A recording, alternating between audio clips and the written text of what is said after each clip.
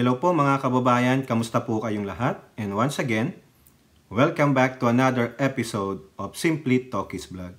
Pag-usapan natin mga kababayan yung mga naisiwalat o nabunyag doon po sa last Quadcom hearing, yung kanilang 7th hearing, no? Tungkol po sa EJK, drug war at Pogo. Pero dito po, ang pagkukuhanan natin ng article ay galing po lahat sa politico.com.ph. Maraming salamat po sa Politico, no, sa kanilang website, no. Nandito po, meron pong pinahayag ang Philippine Military Academy Class of 1983 na kung saan kabilang po si PCSO board member and General Wesley Barayuga, no. At ganun din po, ano kaya ang sasabihin ng isang greatest lapdog at canine ng dati ninyong Presidenteng Duterte na si current sitting Senator Bongo. Dito po sa impormasyon na ipinahayag sa kanya, pinaalam, no? At ganun din po, meron pong sinabi ang butihing PNP chief na si General Marbil, no? Pero bago po tayo magpatuloy, tayo po ay magbibigay pugay at pasalamat sa lahat ng ating channel members, followers, subscribers, nagla-like at nagsishare ng ating mga videos, sa mga nagbi-video replay, sa mga nagsishare ng kanilang blessings. Sa ating pong live stream, nag-share po ng blessings si Miss Lani Ayers, no? At si Ate Beth M. No? Maraming salamat po sa inyo sa patuloy niyong pagsuporta at pagsubaybay sa ating channel. At ganun din po, pasalamat tayo sa lahat ng katuwang natin, nakakasama nating regular sa ating video premieres at live stream, no? Napaka-engaging po ng ating live stream. Maraming salamat po sa inyo, no? At hindi ko na kayo maisa-isa. At shout out po and may God bless us all, no? Sa mga OFW, men and women in uniform, shout out po sa inyo. Okay, tuloy na natin to para hindi po tayo magtagal, di humaba, no? Unahin natin yung unang article na ito po. PMA Class of 1983, Trust House probe as barbers vows to dig deeper into a Barayuga's killing. So napakaganda po nito, no. Bigyan lang natin kayo ng brief scenario, no. Si General Wesley Barayuga, former PCSO board member, ay pinaslang po, no. Nakakaawa po, natenga po yung pagpaslang sa kanya, no. Hindi po nakakamit ng hustisya ang pamilya niya, no. At walang habas na pagpaslang dahil mukhang siya ang magiging witness sa isang mala-anomalyang nagagawa dyan sa PCSO. Nalaman po yan, lumabas po yan nung last hearing sa Quadcom at may mga, ano na nga po yung mga witnesses, no, na lumabas na isa palang underclassman ng mga players, lalong-lalo na ang itinuro ay si Colonel at former PCSO manager si Garma at idinamay yung si Leonardo. At sino ang mga kasapakat? Pulis.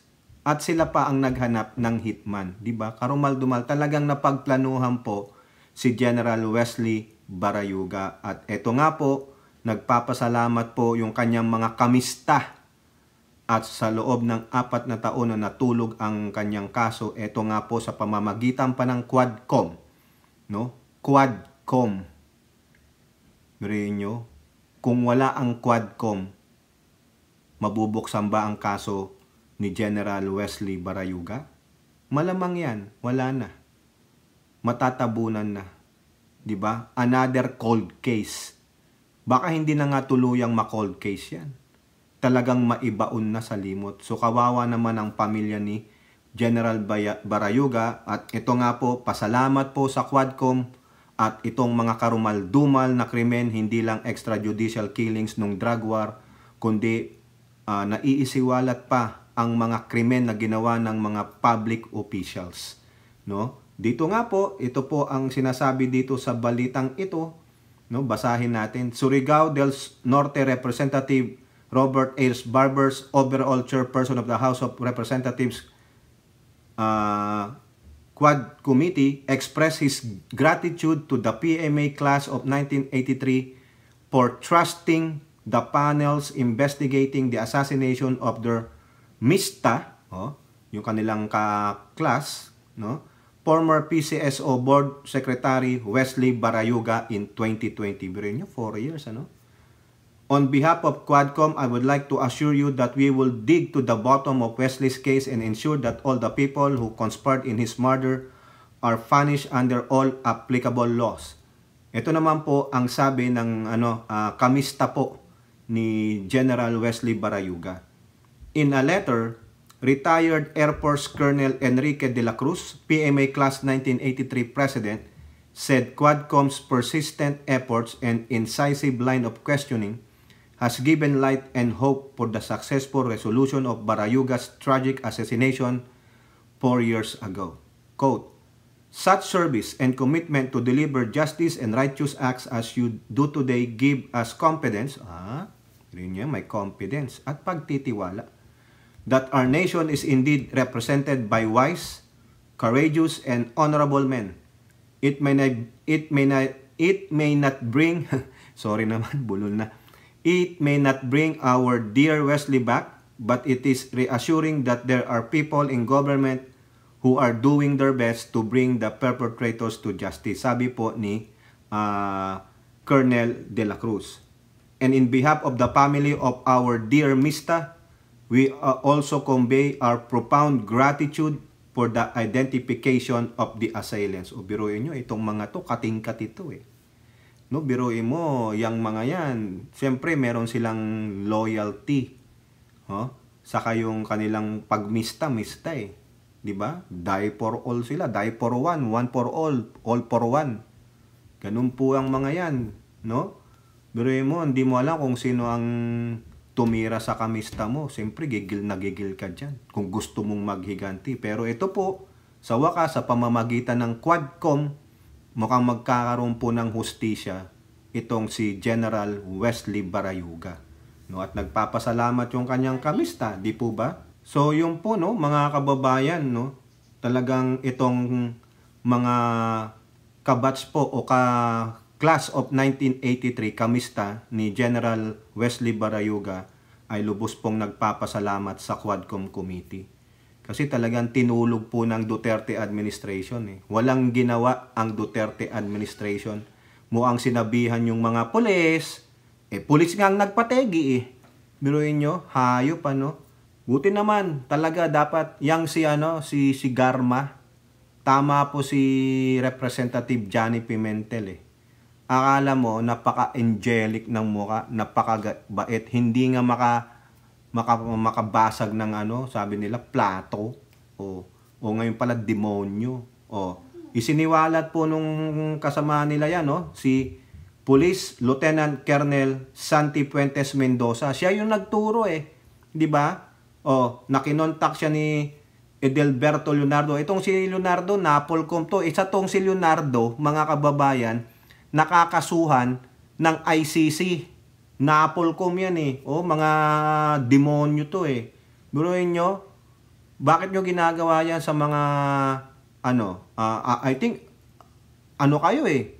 Mga underclassman kayo nung tong mga to eh, no? Biruin mo, si Leonardo, PNPA class of 1996.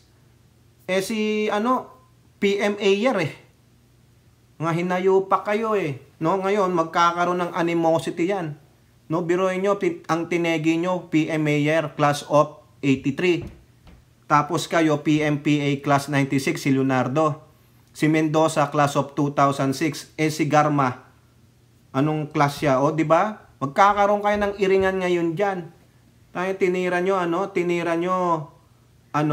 PMA year tapos sa halagang 300,000 lang. Ganun lang ba ang buhay ni General Wesley Barayuga o ilang pang mga pinapatay ninyo? Ikaw Garma, dapat sa'yo bitay, visit ka. Demonyo, ikaw Leonardo, lahat kayo dyan ng mga pulis na tiwali.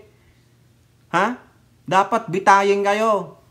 Sayang lang ang yung pagkaagastusan pa kayo ng ano dyan bitay na lang, lubid na lang dapat. O kaya, ilatigo kayo ng ilatigo hanggang sa ano kayo, mga walang hiya kayo. Biruin nyo, namumuhay ng tahimik, matuwid. Sabi dito, tingnan nyo, Barayuga, who was a simple man, had no vehicle. Wala. Biruin nyo, general, retired general, wala man lang sasakyan. Di simpleng buhay lang, meron siya. Yan ang simpleng buhay. Hindi tulad nung sinasabi ng mga Duterte. Simpleng buhay, pero laki ng mga lupan, laki ng bahay. Visit. May napanood nga akong video dyan, doon sa ni Johnny the Bagger, si JDB, sa kanyang FB, si Nerna. Putik na yan. Bahay di umano, bahay di umano daw ni 51 billion man. Putay, isang bloke. Isang bloke. Tapos, ang taas ng bakod. Ayop po. Tapos, si General Barayuga, wala man lang sasakyan. Kaya ang ginawa daw ni Garma, kasi wala siyang sasakyan, ang hirap niyang sundan. Kasi wala sasakyan Ang ginawa ni Garma, binigyan siya ng sasakyan. Ayun. Parang ginawa sa kanya, kinulong siya doon, tapos siyang tinira, hayop, di ba? Ayan, pasalamat po sa Quadcom, Bigyan po ng hustisya si General Barayuga, sir, Sumalangit na wang kaluluwa nyo. Ako, naasar ako pag mga ganyan, tinatarantado yung ating mga sundalo, mga kapulisan na mababait. Kaya nga, di ba, sabi ko sa simula ng vlog ko, nire-respeto natin ang men and women in uniform na matitino.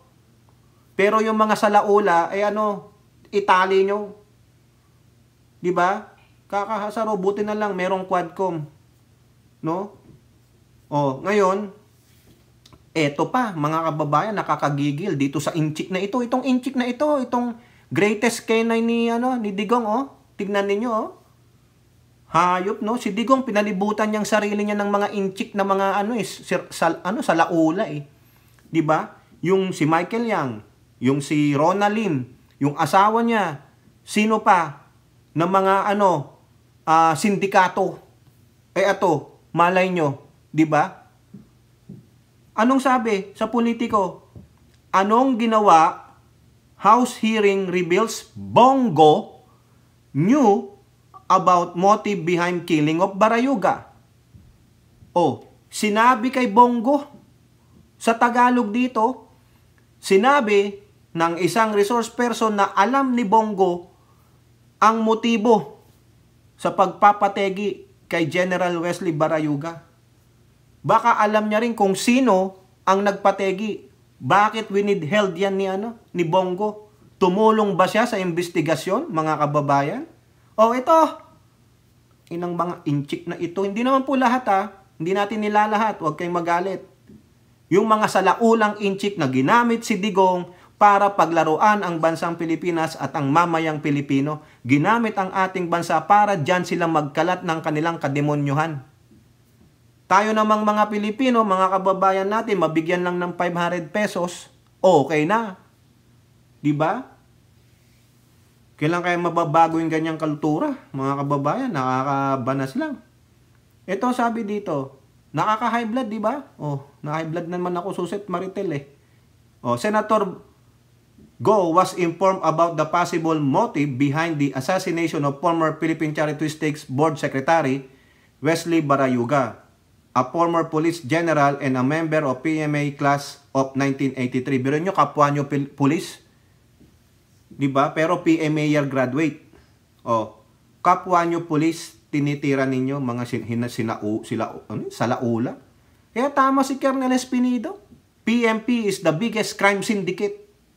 Ginamit pa ni Digong yan. Tinaasan niya ang sahod. Di ba?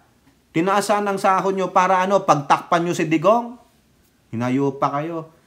During the 7th hearing of the House of Representatives Quad Committee, former PCSO Chairperson Anselmo Simeon Pinili, PCSO Chairperson Pinili, said he had shared details of the possible motive behind Barayuga's killing to Go and former Chief Presidential Legal Counsel Jesus Melchor Kitain. Patawag nyo yan. Sige nga, patawag nyo nga si Bongo, kayo dyan sa Quadcom.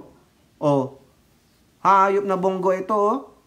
Pinili, also a member of Class 83, was the one who recruited Barayuga to the PCSO. Kamista niya.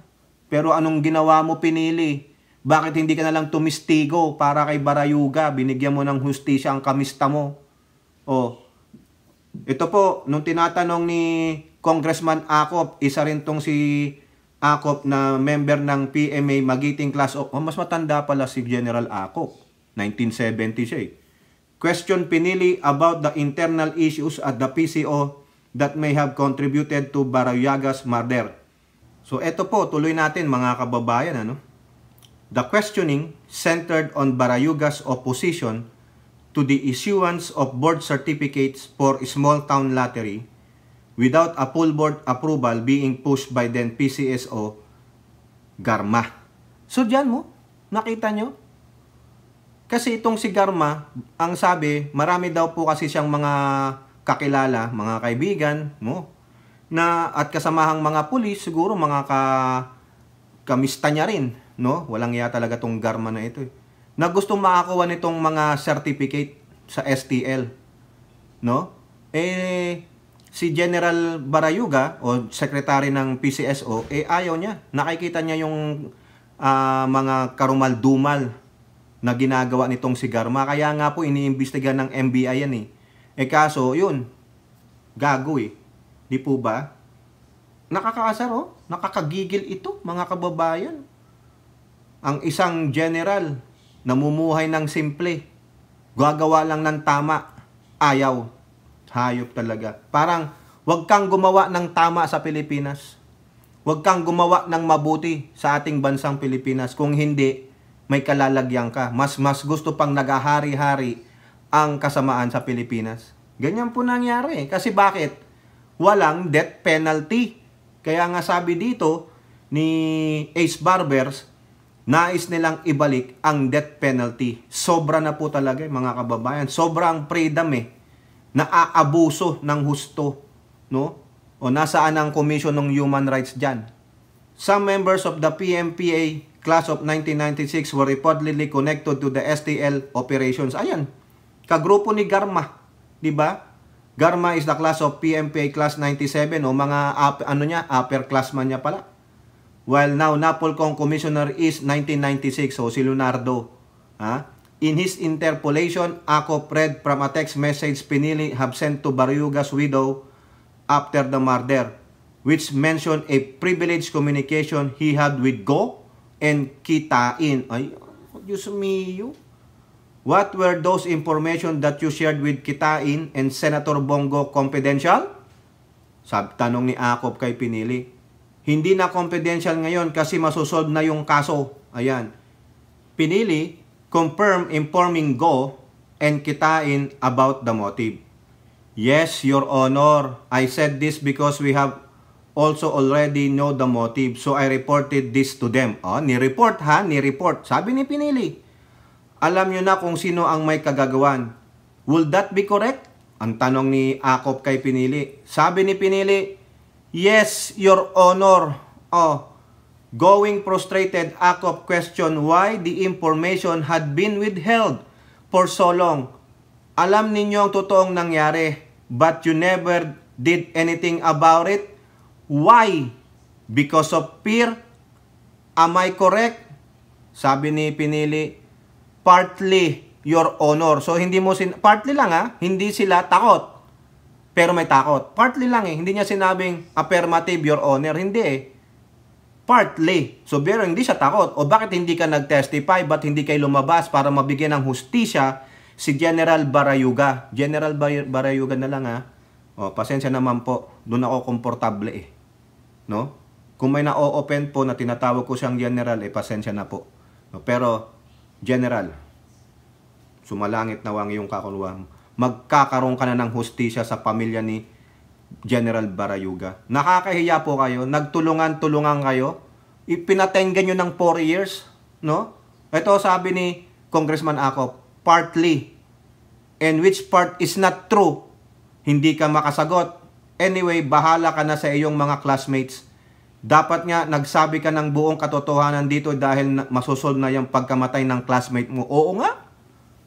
Kamista mo yun, no? Dapat nga ipagtanggol mo. Kamista mo, kaklase mo. Nakakahiya kayo. O ngayon, dapat nga i-disown ka ng class 1983. Dahil winidheld nyo ang information, natakot ka. Anong klaseng PMAyer ka? Anong klaseng sundalo ka? Diba? Pinili, ni-recruit mo. Tapos yung pala, papategi.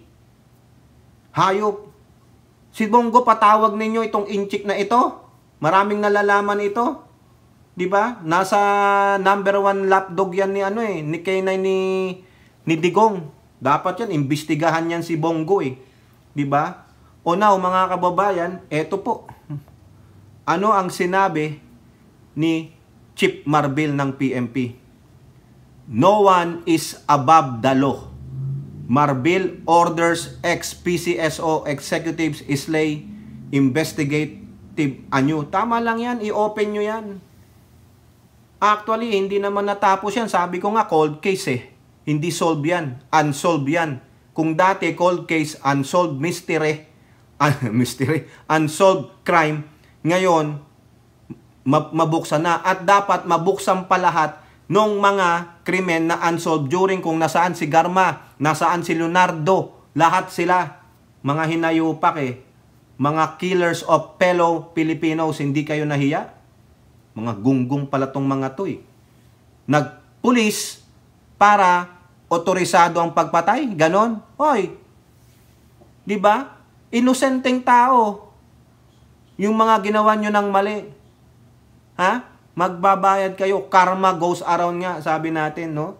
PNP Chief General Marbil has ordered the immediate reopening of the investigation on the killing of retired Police General and PCSO Board Secretary Wesley Barayuga. Oh, ito po ang sabi ni Chief Marbil, ha? This revelation demands a thorough re-investigation of the murder. No one is above the law and we will seek justice for retired General Wesley Barayuga and his family with the full resources of the PNP. Dapat lang. Dapat pati si Go ipatawag ninyo, imbestigahan ninyo because he withheld the information, hindi man lang siya tumulong. 'Di ba? Dapat 'yan, pati si Pinili. Oh, withheld ninyo ang information, hindi kayo tumulong sa investigasyon. Sabi ni Akop eh, so therefore alam mo kung sino ang nagpatumba. Partly. Oh, 'di ba? Kaya dapat managot dito, mga kababayan. Nakakahiya po kayo. Mga hinayupak kayo, 'di ba? Oh, ito pa sabi ni Marbil, ha? Marbil directed the CIDG. O, sino po ang bagong chief ng CIDG? Si General Torre. O, lari kayo. Bubutasan kayo ng General Torre. To lead the re-investigation, re-evaluate, o lahat re. Pag sinabi mong re, again, o, di ba? Re-evaluate all evidence and work closely with other relevant agencies to ensure the process is thorough, impartial, and transparent. We are committed to uncovering the truth, regardless of the position or power of those involved. The public can rest assured that we will hold those responsible accountable. Oh, Marbil reiterated the PNP's commitment to upholding the law and maintaining the integrity of the police force, assuring that investigations will be pursued without fear or favor. O, ayan po. No? Ngayon, ang tanong ba dyan? Ang sabi niya, ha? Regardless of the position or power of those involved. O, ang pinakamataas dyan, si Bongo. Maimbestigahan nyo ba si Bongo? Without partiality, without fear? Senator yan. Current sitting senator. Oh, dito pag mga ganyan, walang immunity. Imbestigahan ka. Dahil nabanggit ang pangalan mo, binigyan ka ng sensitive information na may kinalaman sa isang krimen, and what have you done with that information? Did you help? Binigyan mo ba ng hustisya ang impormasyong natanggap mo para matulungan mo yung mga investigador na masolve ang kaso? Eh ang sabi ni Pinili, nung tanungin siya ni Akop, alam nyo kung sino ang nagpategi. Bakit hindi nyo ginawa ng aksyon? Dahil natakot kayo? Anong sabi ni Pinili? Partly. Di po ba? Oh. Sabi niya, it is been mentioned in a broad daylight. Ika nga. Yun sa hearing na yon. Ang pangalan ni Bongo. Ilang beses nang nabanggit ang pangalan ni Bongo sa mga hearing ng Quadcom. Bakit hindi nyo mapatawag si Bongo? O ayan, sinabi pa, dati ring PCSO officer, Bongo, kitain. Anong ginawa ni Bongo sa impormasyon na nalaman niya? Alam niya na isang general, isang PCSO board member ang pinatay. Kasi hindi importanteng tao, hindi kilalang tao. Di ba? Kaya hindi nabigyan ng hustisya. 4 years, tinenggan ninyo. Kawawa yung pamilya eh. O ngayon, panahon na para magbayad ang mga actors ng kriminal dito. Di po ba? Huwag niyong tigilan yan. Kaya itong si Marbil, kung totoo yung sinasabi mo, na regardless of the position or power of those involved, no? Panagutin nyo sila. Yung nag-aid and abetting, yung nag-withheld ng information sa mga investigador dahil powerful sila. No? Sa akin, tulad ni Bongo. Si Bongo, malaking pananagutan yan. Ilang beses nang nabanggit ang pangalan yan. Hindi lang si Bato, hindi lang si Duterte. Tawagin nyo si Duterte. Bakit na takot kayo? Bakit nyo pabibigyan ng respect and courtesy? Hindi porket former president siya, baka may alam siya. No? Ng siopaw. Sa ating bansa lang may respect and courtesy eh. Paano? Takot na takot kayo. Ha? Since ginawa nyo na rin lang ang Quadcom, ibig sabihin matapang kayo. Eh hindi. No? Walang kortesiya, walang respeto sa mga ganitong mga krimen. Dahil ang mga pangalan nila nababanggit para malinawan, malaman natin kung talagang involved sila. Why not? Call them. Yung dalawang bugok na senador doon. O bakit may parliamentary courtesy pa? Ha?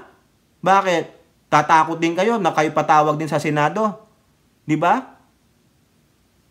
Nang siopaw, oh. Ito, buhay ng tao, nalagas, inosente, simpleng tao. Hindi lang umayon sa kagustuhan ni Garma at ng mga role players na yan. Pinagplanuhan talaga siya sa halagang 300,000 pesos. Yun lang ba ang buhay ni General Wesley Barayuga?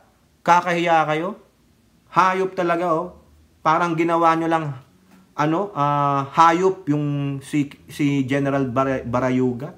No, napakadali nyong pumaslang ng kapwa nyo Pilipino. O, sino ang killer of men? Di ba? Sino? Nakakagigil, no? Ang sarap pagbabatukan, mga kababayan. Wala eh. Biruin mo, oh. Sila. Hindi na ginalang yung rango, yung pagiging upperclassmen ni General Barayuga. O ngayon, nagngingit-ngit po. Sa totoo lang, nagngingit-ngit yung mga class, yung class 1983 dahil kamista nila ang tinira ninyo. No, buti pa yung mga yun, no? At least sensible pa, nagpapasalamat sila sa Quadcom at mabibigyan ng hustisya, no? Na yung kamista nila na walang habas na tinegi in a broad daylight. Hayop eh. Yan ang ginawa ni Digong. Pagkalaban, itumba. Pag hindi umayon, itumba. Ganun po ba, mga kababayan? O dapat si Bongoy patawag ninyo. Yang inchik na yan, may alam yan. Di po ba? O tapos tatakbong pagkasenador, wag na po. Wag na. Nasaan ang loyalty niyan? Pustahan pa tayo. Hindi, wag kayo maniwala sa sabi-sabi ni Bongo. No? O kayo po, ano pong inyong masasabi? Comment down below and don't forget to like and share. Hope to see you on the next videos. Bye-bye. God bless.